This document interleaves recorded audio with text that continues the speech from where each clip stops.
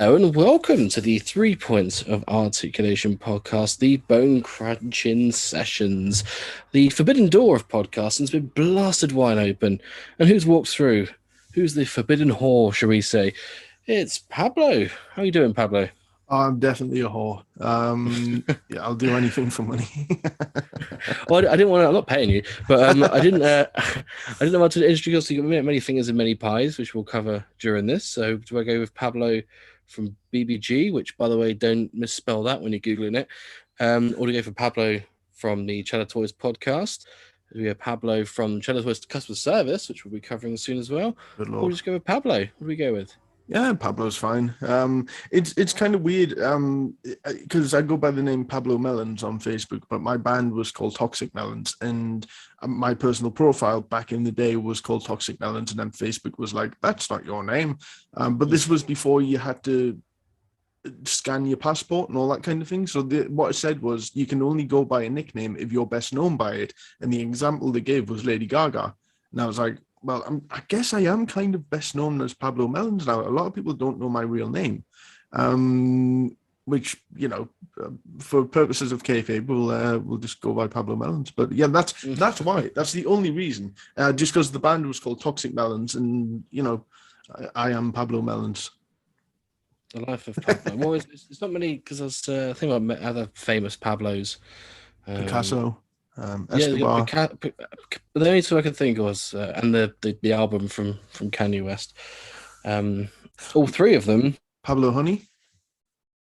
mental. Oh yeah, that's probably a person. No, it's a Um, Radiohead album. maybe. I think. I don't know. I'm gonna let you Oh, talk. well, there Sorry. you go. Um, I only know one Radiohead song, and it's "Creep." I won't be calling you that. So yeah, let's just start off with the Chad Toys podcast. So obviously you've had quite a few guests on there, big names, coming up Barry Darso, for example. Um, great names to speak to. Imagine childhood heroes of yours. How did that come about? What did they come up to you and say, "Big Pab, we're looking for a host"? What are you saying, or did you contact them themselves? Well, to make a very long story short, I started off with my own podcast called Pablo's Poppin' Podcast, which interviewed musicians. Because I'm lucky enough with the type of music I like to have. I'm reasonably well connected, which is lovely because it means you can get good guests and work with them and stuff like that. So the first wrestling podcast I ever did, because I thought wrestlers won't talk to me. You know what I mean? Like Steve Austin's got a podcast. Like I'm a schmuck. So then Rick Bogner, the fake Razor Ramon, who since passed away, he was my first guest. And he was a lovely, lovely man, and he was called the transformational speaker. He went into transformational speaking, not just what do you call it? Motivational, transformational. So we had a good chat about that. I asked him if he could fit into Scott Hall's duds. He got new duds made, apparently. And I stretched an hour and a half out of that. And then I just got more confident in terms of contacting wrestlers, because a lot of people do. But the plan was always to try and either co-host with a wrestler, which I did with Colin Delaney for a little bit, or to try and get on a bigger platform. And BBG provided that platform. And then through Mark Fox, his relationship with Chella Toys, because he's so good at making contacts, we were doing stuff together. And then it was floated around the idea of doing a podcast. And then because of that, they're not obligated to come on the podcast, but I don't have to feel as cheeky about reaching out because I'm from Right, you've got a Chella. reason. They've got a Yeah. reason, and we can talk about the figure, and we can talk about other things as well. So that's kind of what it led to, and it's lovely that I don't have to sort of basically beg wrestlers to do it. Now I can come across in a slightly official capacity and ask Al Snow about Leaf Cassidy for an hour and kind of freak him out a little bit. So yeah, that's kind of how that happened. So I think it's you do get baffled because I've had a chat with Adam Bomb, for example, one of the bone crunching sessions. So I had a chat with Adam, and initially I'd sort of reached out to him because I think he'd appeared in some of the Facebook groups, and I was like, I think Adam from the podcast spoke to him and said, we run a podcast, you're interested in coming on, and I thought, oh, he's never going to respond. It's Brian Adams. and Brian Clark. Brian Clark, sorry, not Brian Adams, that's a singer slash tag team partner. I didn't call him that in the show. That would have been embarrassing, wouldn't it? Yes. So I thought, he's not going to respond. But yeah, he did in the end. He got in contact and said, look, I'm free Saturday. Let's do it. I thought I'll get like a 10, 50-minute chat with him. But they don't. They're lovely people. And just like you and I, really, aren't they? Just fancy to chat about themselves, which some wrestlers aren't completely disenfranchised with podcasts yet. Like, I find that they fall into a few different categories. Either they have a podcast, so they don't need to do anyone else's podcast other than other big names, or they are wrestlers who have something to promote but will only go on wrestlers' podcasts. I mean, I've been turned down by, on the same day, I got turned down by Brooklyn Brawler, but I got accepted by Sid. So it just really is a bit of a crapshoot. But at the same time, you know, without dropping anyone's name in it, someone that I know contacted Disco Inferno, and Disco, and he was like, a big fan, I would love to get you on the podcast, etc. And Disco Inferno replied with, are we allowed to swear a little bit? I won't swear if we don't have it. But Disco Inferno went on his... we can swear. You can swear away. Well, Disco Inferno went on his radio show and he was like, I'm sick of these fucking marks messaging me. If you were such a big fan, he wouldn't, you would know that I don't do fucking podcasts. So a big name like Disco Inferno as well. I mean, well, that's the thing. It really is don't get me wrong. I like finding the slightly more obscure names. Like, I just interviewed Jose Luis Rivera, and it helps if you're genuinely a fan, but it also helps. It's kind of like a chicken and egg. It helps if you've got loads of big names, but how do you get those big names if you've got no background, sort of thing? So there's a bit of luck. And I mean, there's so many wrestling podcasts out there that it really helps if you have an angle and can help promote something that they're selling. So the fact that Brian Clark is so knowledgeable about his memorabilia, and he has new stuff coming out, it's a perfect match for your show, and obviously for our show as well. So and they do really appreciate it, I find. Yeah, definitely. And so certain people are more respectable than others. I said, luckily, I haven't reached out to anyone yet that said no, but I have very limited people that I've reached out to so far. And Joey Knight being the first one. I was going to say some want money as well, which I'll be honest, I've paid. Look, I'll be completely honest. I've paid 2 wrestlers in my time, and it hasn't been a lot of money. All they said to me was, "Give me something, because if I do it for free, the word will get out that I've done it for free." Right. So that they were the only 2 times, and one of them I'll never be able to get back on the show again because he's on TV now. The other one I could probably get back on the show on a weekly basis if I wanted to, but would run out of things to talk about very, very quickly. Yeah. Hey, I might try that. If someone asks me to do something, I might say that I can't do it for free, because then people start asking me. If my cousin starts asking me to help him move, I'll say, look, I can't help you move house. I need to charge you. Otherwise, I'm going to ask some other people to move house for free as well. So yeah, as I said before, we had Joey Knight as one of the first guests on our show. He occasionally co-hosts the Chella podcast with you. How's it been working with someone that's sort of having their action figure coming out, as well as sort of someone that's had a bit, as I said, isn't quite knowledgeable? Joey, bit of history there. He's lovely. I mean, we'd been chatting for a little while. Again, he was chatting with Mark a little bit first, because I mean, I'll be honest, I've told him this. I didn't know who Joey Knight was. No one did. I wondered why he was getting like 18,000 figures per week made of him, and so we're still not sure. We're quite. I'm waiting for my figure, but we're not fully sure. Well, there'll be a double pack of me and him at some point. But so he's the biggest supporter of Chella, and we on the podcast, because he is the regular weekly co-host now, except if there's an interview, and because I get it as well, like, if you are a wrestler, you don't want to come across like a mark to other wrestlers, and I mean, he hasn't said that, but I kind of imagine that. So he is a big cheerleader for Chella, but on the podcast we do address situations and stuff like that, because we I mean, I'm sure we'll get into this, but like we try and make it where it's not just an advert for Chella, if possible. Obviously, we're singing the praises of the figures. Obviously, we don't talk about other current companies, but we can talk about previous companies in terms of like, you know, in a historical sense. We try not to compare because we don't want to insult anyone's intelligence. Look, if a Joey Knight figure has come out, we all know that he's posed like Mr. Perfect, you know, but we don't need to say that over He's and over what? again. Yeah, I know what you mean. Obviously, you get obviously there's so many other retro figure companies nowadays. Yeah, I can talk about them on every here. week. Yeah, on here, yeah, for your boots, CWF, lovely. Which so they're sort of be sprouting out all over the shop at the moment. But I think the one thing with Chella is you can be honest with them because it's not like the figures that they're producing are dog shit. They're good figures. Look at the giant haystacks that's just been showing up in America nowadays. Yeah. Currently, it's a fantastic figure. So it's not like you're in a position where you've got Nick Aldis to review every week, is it? It's they're a growing company, and with that comes a more growing respect from you guys. So yeah, it must be in a good position that you haven't got to lie about the figures in a way.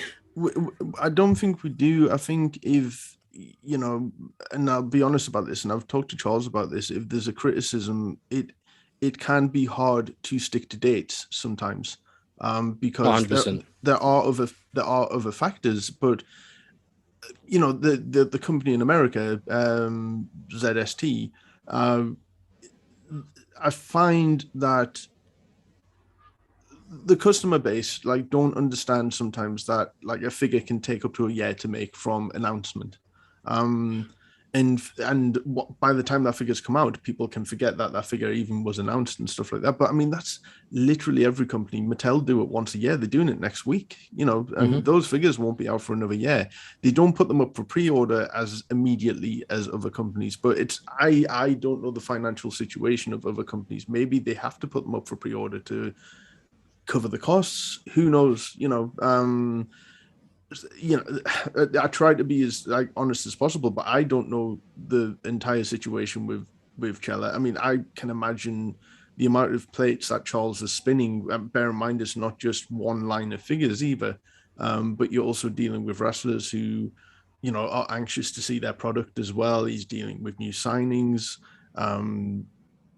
You know, and it's also dealing with other third party places like Figure Collections or Wrestling Asylum, who are working with wrestlers directly themselves as well, and they may put some news out there, and you know, it may be up to them to do it. You know, maybe there's because there's so many things going on at once. Maybe communication, in my opinion, and I've told Charles this, and this is why I like to think that I'm helping by being a middleman between the, you know, different areas of communication.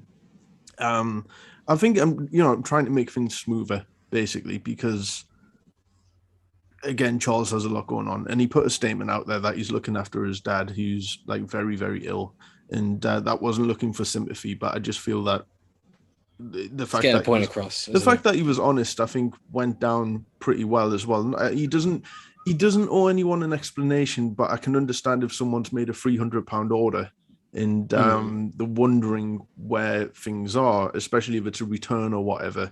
You know, but I would just say, you know, we're trying to keep the posts more constant as well and try to have more information in them. But I would also say, do check out the podcast because we try and give some information and news on that as well.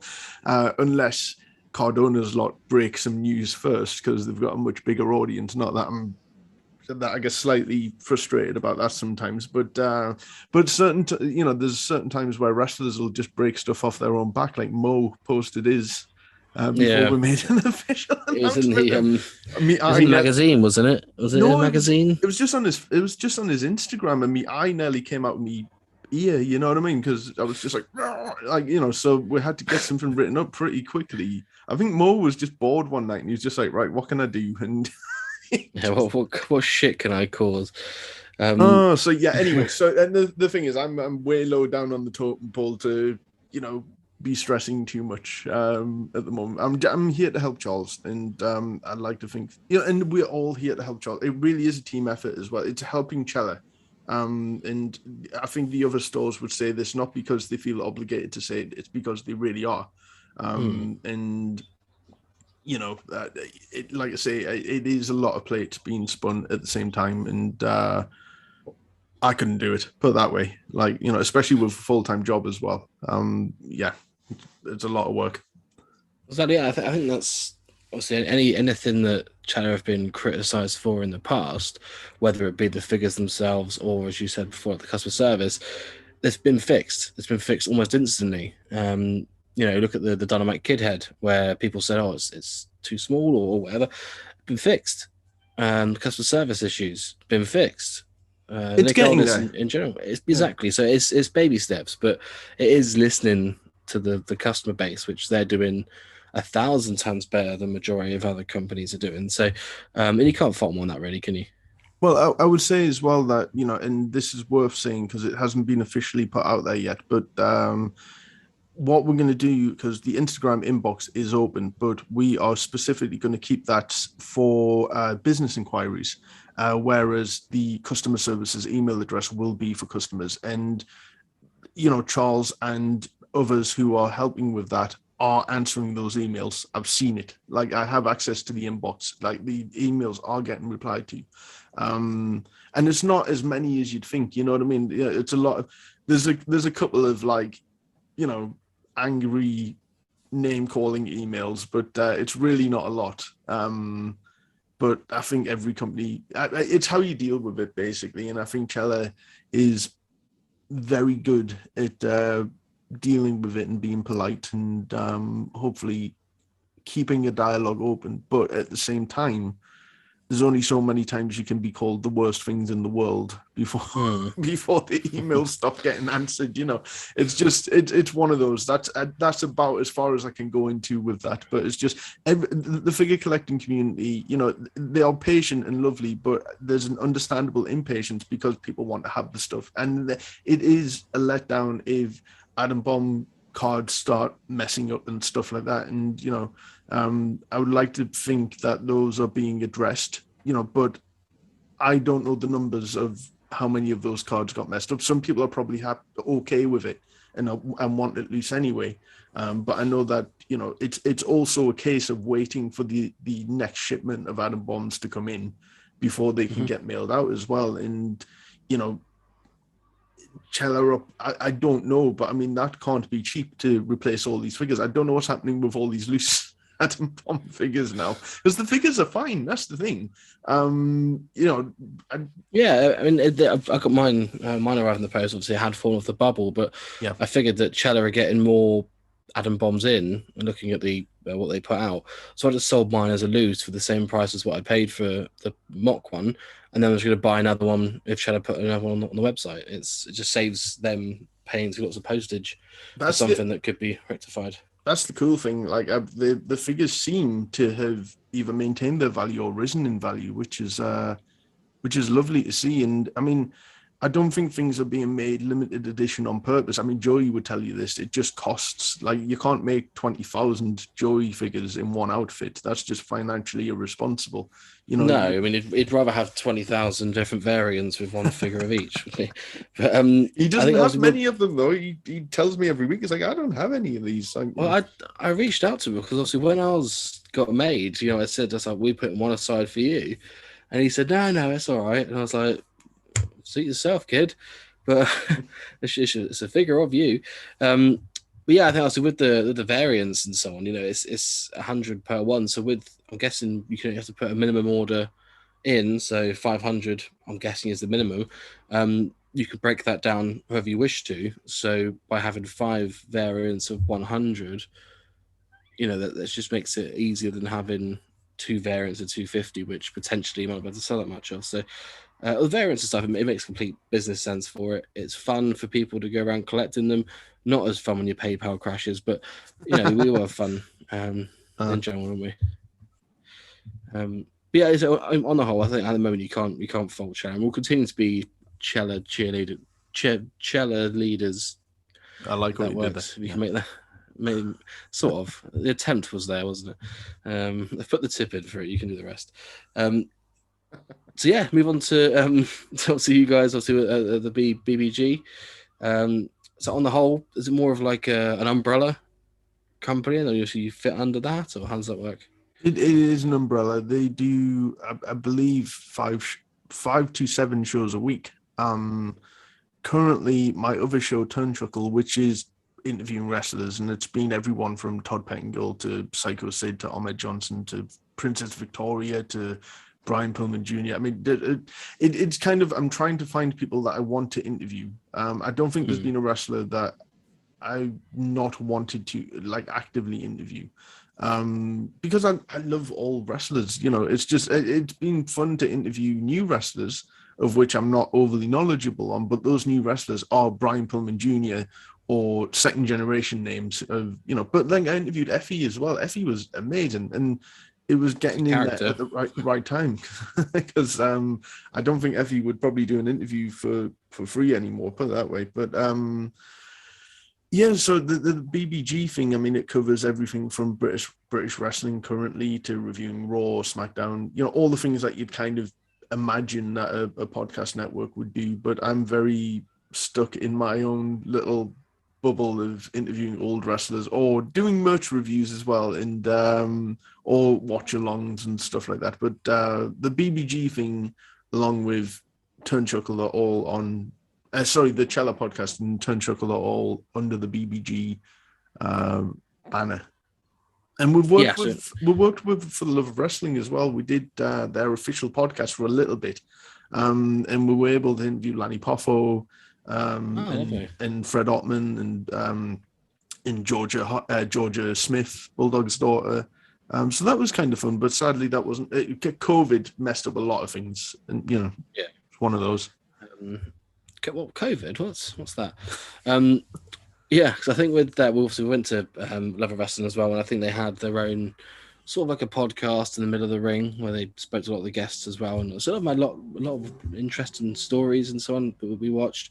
Some not so interesting. I think IRS and Bo Dallas was a very strange one because everyone kept asking him about what Bray Wyatt was doing, didn't they? But I think that's it, isn't it? I think when you get your fingers in those pies and you get those doors slowly starting to open, especially with For the Love of Wrestling when they come back next year, it certainly does help move things along for you guys, and especially with your interviews, you can then look at bigger names. The umbrella can then expand, I guess, doesn't it? So it'd be lovely to be able to do something like, I understand Kenny McIntosh and the guy who they had this year, Chris.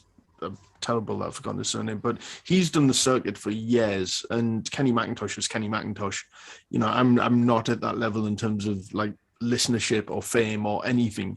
So I know that they probably wouldn't even know who I am anymore, even though I did their podcast for a little bit. We you know, Mark Fox is brilliant at making connections, and he did all that with For Love of Wrestling, and he took the Grapple arcade thing down there the first year, all the game machines. Yeah. You know, I sound like a right granddad, the game machines, but all the wrestling games for the kid used to play on and stuff like that. But like I say, I'm enjoying doing the stuff for Chella. I want to continue to push it because, like, and do something bigger if possible. But again, I know there's a million wrestling podcasts out there, and I'm lucky to be in whatever position I'm in at the moment, because I think, and you know, someone else would gladly step into my shoes, I think, at the moment.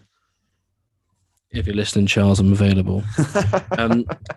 Yeah, because I think if you look at the Full of Wrestling with the game machines, I think every time we walked past it was busy. All it seemed to be left was the Dreamcast Rumble game that they had on there, and I wasn't wasting my 5 minutes on that. You know what, that Royal Rumble game, I remember, because it was sold on the fact that you could get 9 people in the ring at the same time, and that blew my tiny mind at the time. And I was thinking of getting a Dreamcast for. And the thing is, though, because we were used to the N64 graphics, and I didn't appreciate the gameplay as much as I do now. I was all about how they looked. That's why I loved Warzone and Attitude. And even though they stink now, but Royal Rumble, they've got a charm about them. They've got the charm, but like, come on, nothing will ever be no mercy. No, yeah.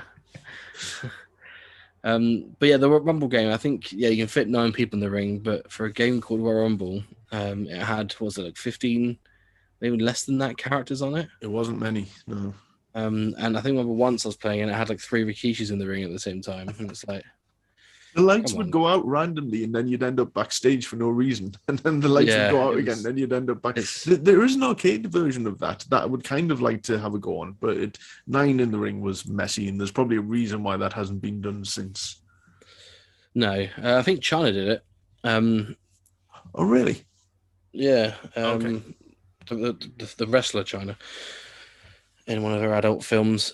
Yes, I think. Oh, with, okay. Yeah, sorry, I'm just. Yeah, are you with me, Pablo? Yeah. So back to sort of what you guys are doing over at Chella. So, who's been your favorite guest to have on? Oh, I've got to say Joey Knight, haven't I? You do. Who's been your second favorite guest to have on? The Joey Knight variant. Oh yeah. Who's been your favorite non-Canadian guest to have on? So I'm trying to think. It's a lovely position to be in where I have to think, but like Al Snow was great because I've seen him do these seminars where he's just the most angry, miserable man in the world because he thinks that no one understands wrestling bar him. And I get it, because if you've got your own mindset and you're trying to train people. So I thought he would just be so angry all the time at my stupid questions. And he was lovely. Like my mate's girlfriend has a proper daddy issue for Al Snow. So I got him to give her a bit of a shout. But both of Demolition, lovely, lovely people. And I mean, BWO, who else? God, I'll pick up these names that I'm dropping on the floor, but Al Snow definitely stands out as a favorite. Stevie Richards, I mean, because he's a not a motivational speaker, but he does a lot of fitness stuff, and he's a bit of a fitness guru, which is ironic since I also interviewed Nova, who's not a fitness guru in real life. But he was asking me how I was doing, and he nearly had me in tears because I'm telling him a life story, and then Stevie Richards on air is like giving me life advice, and I'm just like, what is life? I don't know. Stevie Richards is, a documentary, I imagine, sort of like a DDP yoga style with Stevie Richards. There's some I still want to interview that we haven't had a chance yet. Some are hard to get replies from. Haku would love to interview Haku. Oh God, you'd be intimidated, wouldn't you? You'd shit your pants. You would shit your pants, but you just ask stupid questions and you disarm them. So yeah, I'm good at that. I'll end up pissing him off and he'll knock on my door 3 days later, I imagine. Who would be your dream guest, bar Haku? Ooh, what? Just for Chella or generally? Just in general. Obviously, dream Chella signing. We want to throw that into the mix as well. But yeah, for an interview, living or dead. I can tell you who one of my biggest wants as a guest was, and we've kind of become friends since then, and we've done quite a bit of stuff. Todd Pettingill. I'm such a huge fan of Todd Pettingill. Obviously, he couldn't come on a Chella podcast because he's getting a ticket with him. But he's been so helpful. I mean, the week of the In Your House last year that he was a part of, he did my podcast and he gave me exclusives and all sorts of stuff. But for me, because I had one interaction with him on Facebook, and he's my favorite gimmick of all time.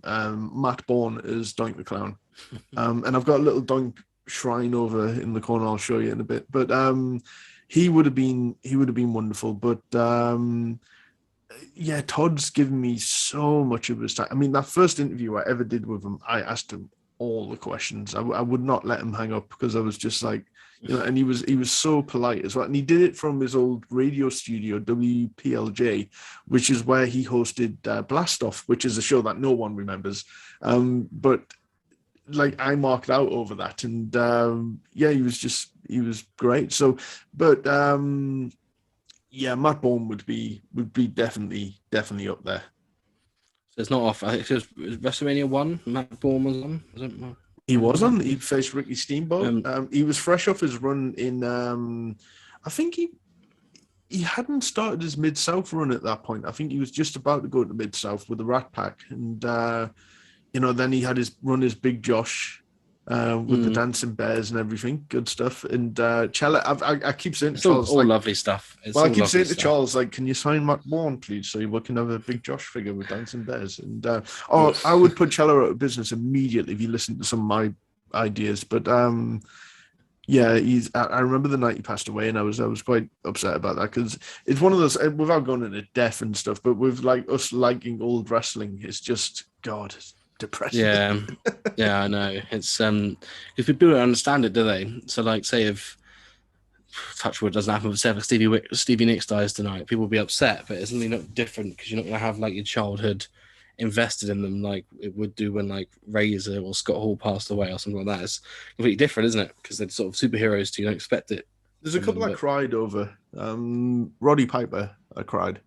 Bobby Heenan, I cried. And Razor, I cried. Yeah. Takes a real man to admit that, doesn't it? Mm-hmm. Takes a real man to admit that he cried. There you go. Real men wear skirts and all that. Real man.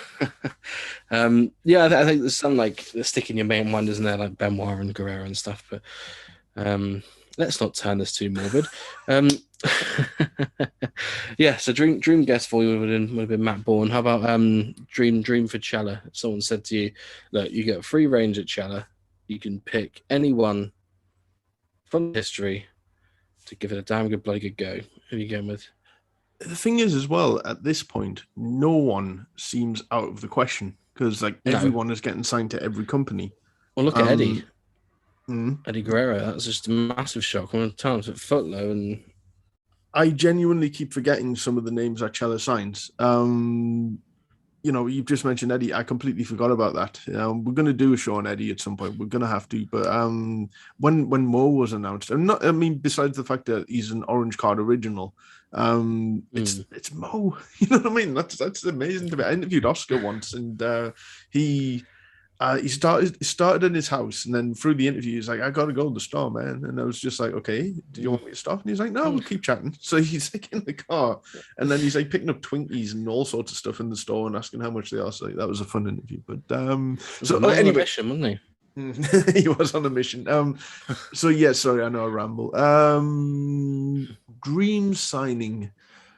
Oh, it'd have to be someone who's never had a figure before. I would love Buddy Rogers or Pedro Morales, because all former WWF champions should be made in some form, I think.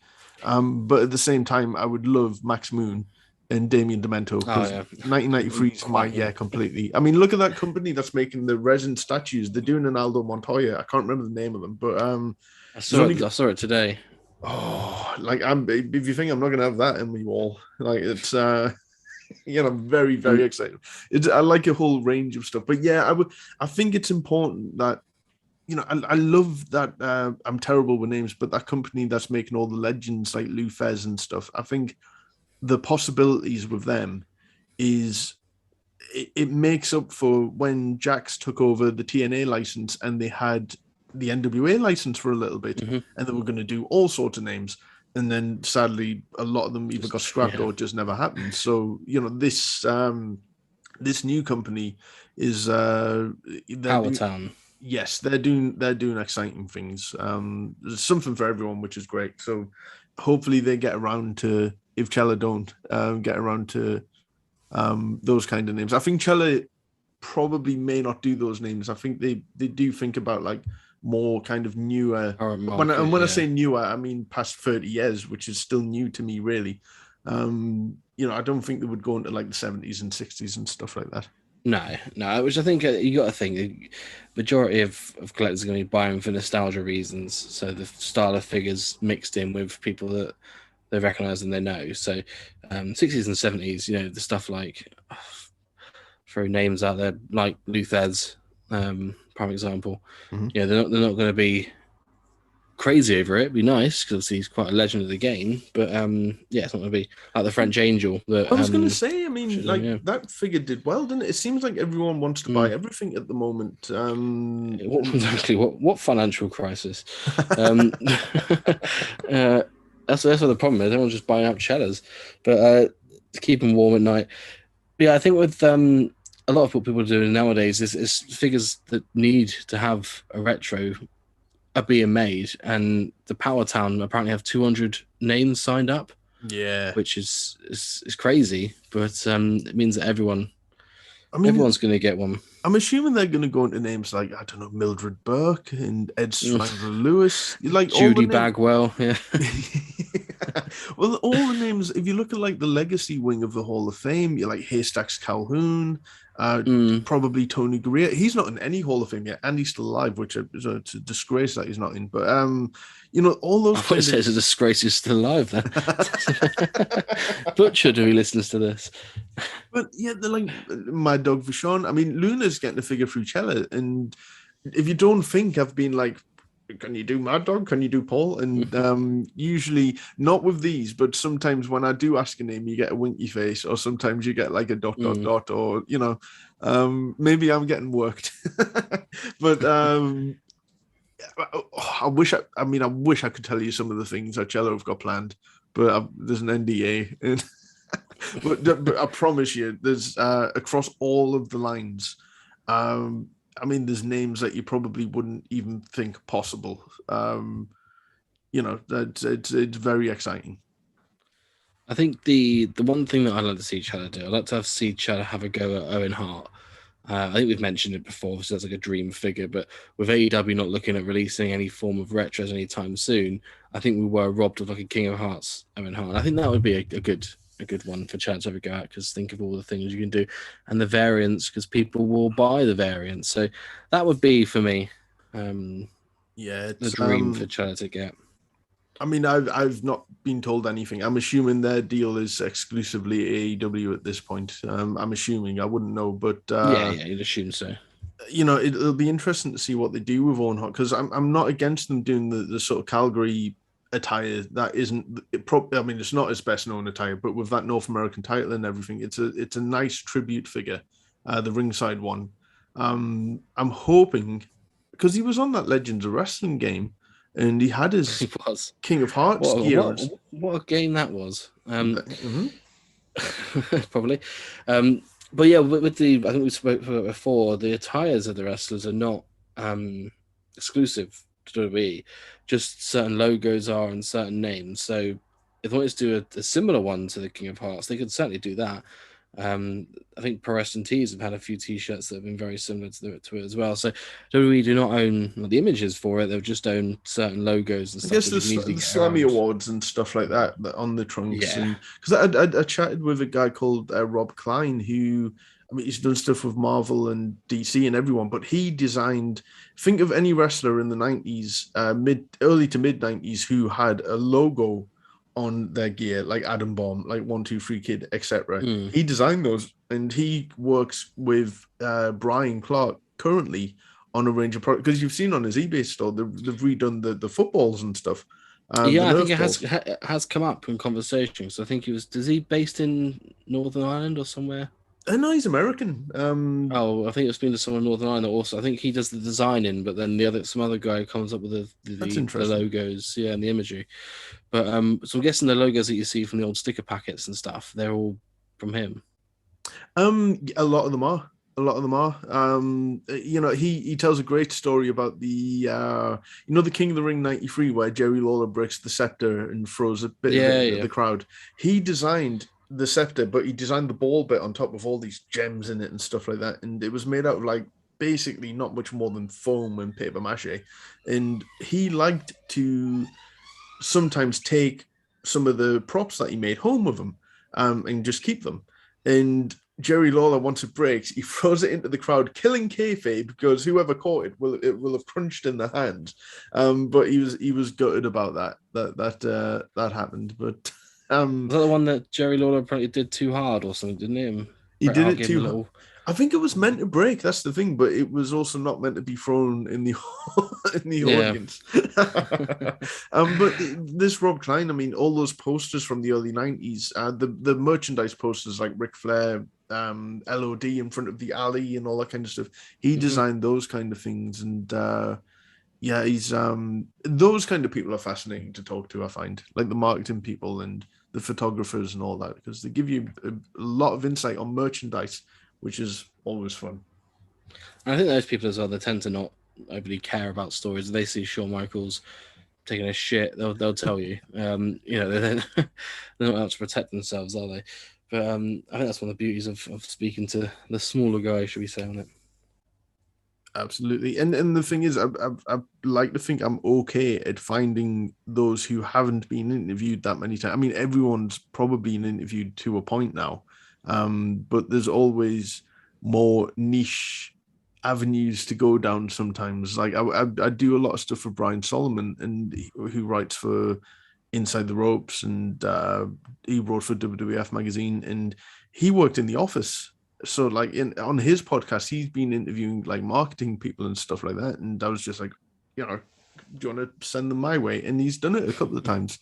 Oh, you got to be cheeky. It's the only way you get anything. Yeah, exactly. A closed mouth doesn't get fed. This is true. This is true. Decided the time was come for me to close my mouth and bid you adieu. Anything we've missed off? Anything you want to plug? Oh, I feel like I've talked too much. I know it's the point of a podcast. Oh, but, no, hey, that's why we turn the microphone on you. It's up to you to talk.